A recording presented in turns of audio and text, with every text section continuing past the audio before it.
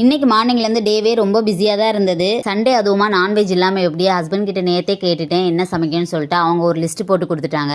அன்னைக்கு தான் ஹஸ்பண்ட்க்கும் ஹர்ஷத்துக்கும் லீவு. சரி அவங்களுக்கு பிடிச்ச மாதிரி சமைச்சு கொடுக்கலான்னு சொல்லிட்டு அவங்க பிரியாணி வச்சு கேட்டிருந்தாங்க. நானும் ஓகே சொல்லிட்டேன். கல்யாண புதுசில் பிரியாணி வைக்க சொன்னால் நான் தக்காளி சாதம் மாதிரி வச்சிருவேன். செம்ம கலாய்ச்சி விட்டுருவாங்க. பிரியாணியில் பார்த்தீங்கன்னா ஆனியன் நல்லா ஃப்ரை பண்ணிட்டு தான் போடுவாங்க. நான் பார்த்தீங்கன்னா உல்ட்டாவாக ஒரு தக்காளியை வந்து அதிகமாக போட்டு செஞ்சிருவேன். அதுக்கப்புறமா மாமியார் கிட்ட கேட்டு கொஞ்சம் கொஞ்சமாக சமைக்க கற்றுக்கிட்டது தான். ஆனால் அன்னைக்கு பண்ணியிருந்த பிரியாணி சும்மா சொல்லக்கூடாது, டேஸ்ட் வைஸ் ரொம்பவும் வேறு லெவலில் இருந்தது. பிரியாணி பண்ணி முடிச்சுட்டு அதுக்கப்புறமா ஹர்ஷத் வந்து சிக்கன் டிக்கா கேட்டிருந்தான். ஸோ அவனுக்காக அதுவும் பண்ணி எடுத்துக்கிட்டேன்.